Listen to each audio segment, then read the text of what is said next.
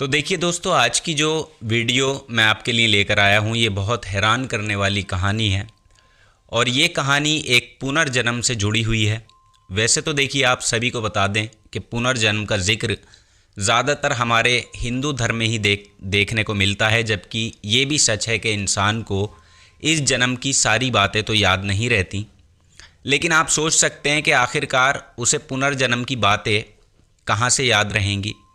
खैर, अब ज़माना जो है ये बदल रहा है और इस बात में कितनी सच्चाई है और कितना झूठ है, लेकिन कहानी बहुत ही खूबसूरत है। कहानी की शुरुआत करने से पहले आपको बता दूं कि हिंदू धर्म ग्रंथों के मुताबिक सांपों की दुनिया भी पुनर्जन्म से संबंधित है। यानी सांपों को लेकर भी अक्सर आपने देखा होगा कि कई सारी बातें कही जाती हैं। जैसे कोई कहता है कि सांप दूध पीते हैं, या कोई कहता है कि सांप दूध नहीं पीते, जबकि कुछ लोग सांपों को देखकर इतना डर जाते हैं कि वो उसे मारने भी लगते हैं, मार भी देते हैं। तो वहीं पुनर्जन्म में विश्वास करने वाले साधारण से लोग ये भी कहते हैं कि सांपों को मारना नहीं चाहिए। और ये बात भी ठीक है, क्योंकि इनका कनेक्शन भगवान शंकर से जुड़ा होता है। हालांकि देखिए, ये सांप वगैरह जीव जंतु में ही आते हैं, लेकिन सांपों से जुड़ी हुई कई कहानियाँ हैं और कई ऐसे मामले हैं जो आए दिन निकलकर सामने आते हैं। और आज ऐसा ही हैरत अंगेज़ मामला राजस्थान प्रदेश से भी सामने आता है। मामला थोड़ा पुराना है और इसकी पूरी सच्चाई आज हम आपको इस वीडियो के माध्यम से बताने वाले हैं। तो वीडियो को शुरू से लेकर आखिर तक आप ज़रूर देखिएगा, और अगर आप इस चैनल पर नए हैं तो चैनल को सब्सक्राइब ज़रूर कीजिएगा। और देखिए, आज की जो ये सच्ची घटना का ताल्लुक़ है ये राजस्थान प्रदेश के कोटा ज़िले से है, जहाँ का एक छोटा सा कस्बा लगता है। और इस कस्बे का नाम है सागोद। और इसी गांव से कुछ दिन पहले बड़ा ही अजीब सा मामला सामने आया था, जो टीवी पर भी और सोशल मीडिया पर चर्चा का विषय बना हुआ था। तो देखिए, दरअसल इस गांव के कुछ लोगों को एक कोबरा सांप दिखाई देता है और उसे देखते ही लोगों में हड़कंप मच जाता है और लोग उसे मारने के लिए फ़ौरन ही इकट्ठा भी हो जाते हैं। क्योंकि देखिए, अक्सर आपने भी देखा होगा कि अगर कहीं भी किसी को सांप दिख जाता है तो लोग उसे देखकर डर भी जाते हैं और ये वो सोचने लगते हैं कि कहीं ये जहरीला सांप ना हो और इसके काटने की वजह से किसी की मौत ना हो जाए, और इससे पहले ही उसको मार देना सही समझते हैं। और इसी तरह इस गांव के भी बहुत सारे लोगों ने जब सांप को देखा तो सभी लोग उसको मारने पर जुट जाते हैं। कोई डंडा लेकर आ जाता है, कोई पत्थर मारता है और उसकी तरफ लोग दौड़ने लगते हैं। लेकिन इसी बीच अचानक इस गांव की रहने वाली एक महिला, जिनका नाम था बादामी देवी, भारी भीड़ को चीरते हुए लोगों के पास आती हैं और वहां मौजूद सभी लोगों का विरोध करने लगती हैं। वो उनसे हाथ जोड़कर गुहार लगाने लगती हैं कि वो इस सांप को ना मारें, उसे छोड़ दें। जिसे देखकर लोगों को लगा कि शायद बादामी देवी के दिल में सांप को लेकर दया आ रही है, रहम होगा, इसलिए वो इसे मारने के लिए रोक रही हैं। लेकिन दोस्तों, कहानी कुछ और ही थी। यानी बादामी देवी ने यहाँ एक बड़ी ही अनोखी सी बात कही और जिसे सुनने के बाद लोग हैरान रह गए, दंग हो गए।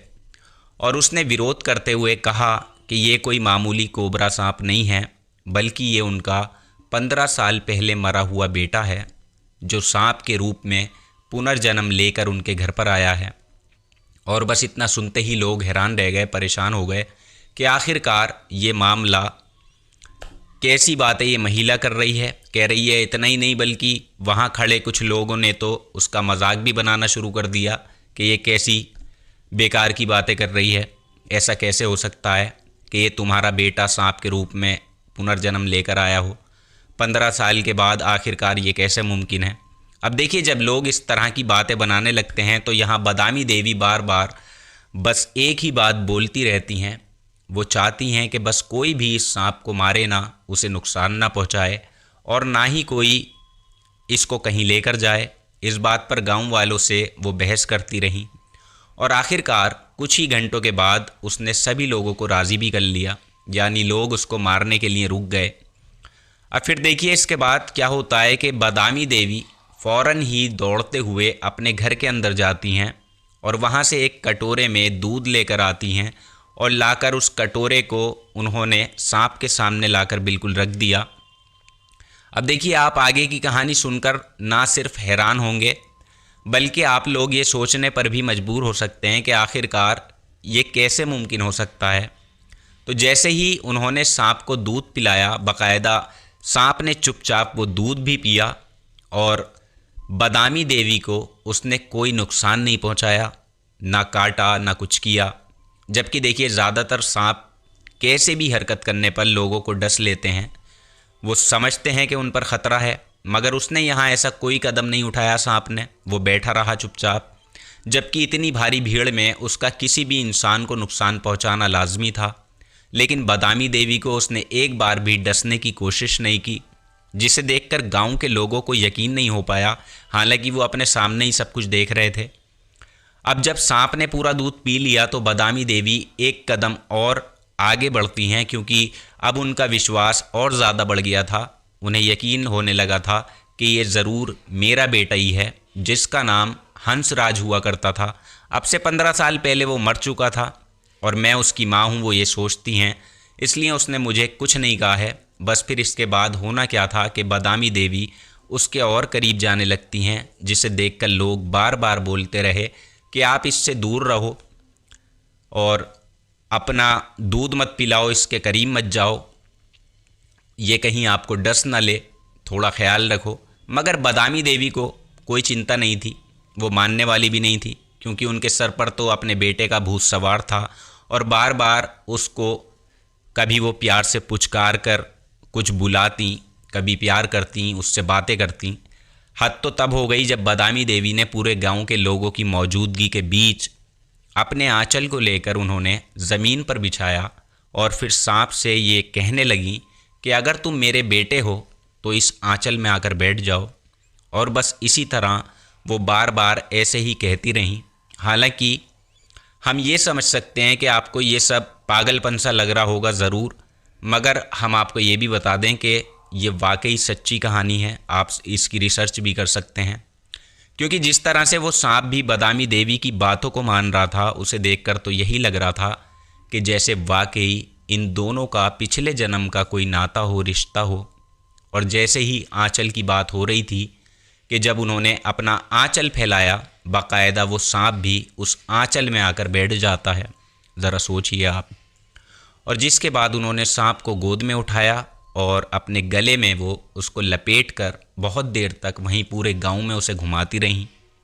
हैरानी वाली बात यह है कि यहाँ वो सांप कोई बिना जहर वाला नहीं था, बल्कि काफ़ी जहरीला सांप जो हुआ करता है, कोबरा, वो सांप था जिसमें सबसे ज़्यादा जहर माना जाता है, जिसके एक बार डसने से ही किसी भी इंसान की मौत हो सकती है 2 से 3 घंटे में।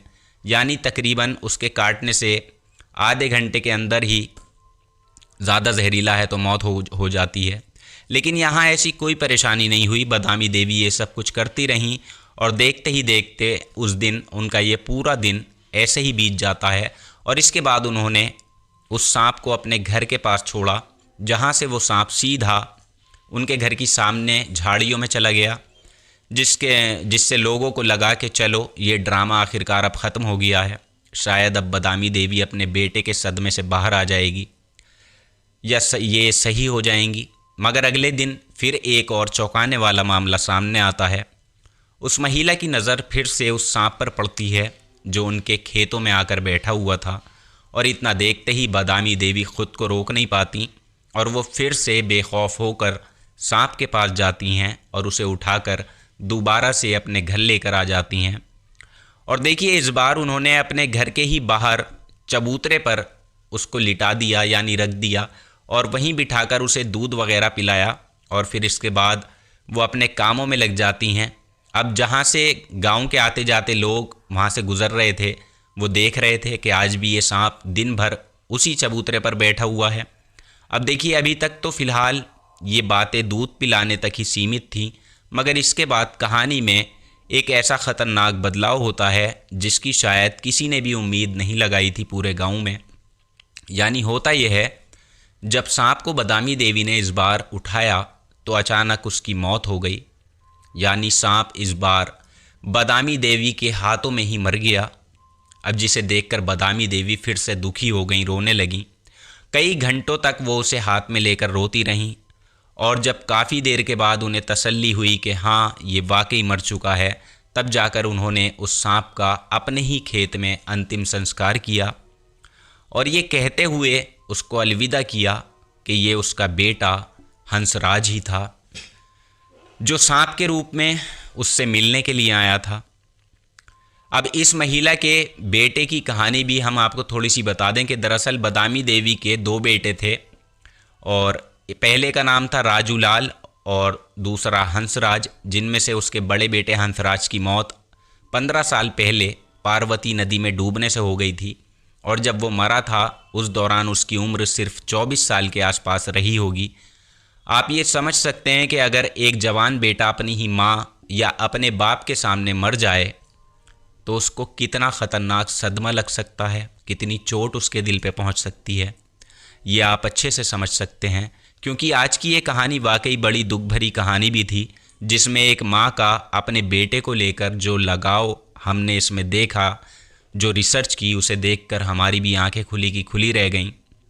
हालांकि ये पुनर्जन्म की बातों पर लोग ज़्यादा विश्वास नहीं करते, बहुत से लोग करते भी हैं। कुछ मामले ऐसे होते हैं जब सामने आते हैं तो उन्हें विश्वास करना भी पड़ता है। पुनर्जन्म से जुड़े हुए मामले बहुत सारे सामने आ चुके हैं और शायद कुछ ना कुछ अपना पुराना किस्सा इन्हें ज़्यादा समय जो है वो याद आया होगा, यानी हंसराज की माँ को। तो इस कहानी में कोई क्राइम वाली तो बात नहीं थी और ना ही इस कहानी में कोई क्राइम हुआ, ना ही कोई नुकसान हुआ, लेकिन ये कहानी एक माँ की मोहब्बत की कहानी थी। इस कहानी को लेकर आपकी क्या राय है और आप अपनी राय कमेंट बॉक्स में ज़रूर लिखिएगा। क्या ये कहानी आपको क्या लगता है, क्या सच में वो हंसराज ही था? क्योंकि देखिए आम सी बात है, अगर कोई भी सांप हो, कोबरा हो या कोई सा भी हो, कोई सी भी प्रजाति का हो, अगर उसे हाथ में कोई उठा लेगा तो वो नुकसान पहुंचाने की कोशिश ज़रूर करता है, क्योंकि वो अपना बचाव चाहता है। उसे लगता है कि इंसान मुझ पे हमला करेगा और वो अपनी सपोर्ट के लिए, अपने प्रोटेक्शन के लिए इंसान को काटता है, उसे डसता है। लेकिन ये कई बार ऐसा हुआ जो एक माँ ने उसे अपनी गोद में उठा लिया, अपने गले में लपेट लिया और पूरे गांव में उसे घुमाया और चबूतरे पे बिठाया, अपने घर में लिटाया, दूध पिलाया। ये सारी चीज़ें कोई आम बातें नहीं हैं। तो कहीं ना कहीं हो सकता है कोई कनेक्शन ज़रा जुड़ा हुआ हो उनके बेटे से, या उनकी मोहब्बत उस सांप को इतनी पसंद आ गई हो कि उसने उसे डसा ही नहीं। आपकी क्या राय है इस कहानी को लेकर? नीचे कमेंट बॉक्स में ज़रूर लिखिएगा। और नया चैनल है, आपके सपोर्ट की ज़रूरत है, चैनल को सब्सक्राइब ज़रूर कर लें। मिलेंगे कल किसी और नई सच्ची घटना के साथ। तब तक आप अपना ख्याल रखें, अपनों का ख्याल रखें। जय हिंद।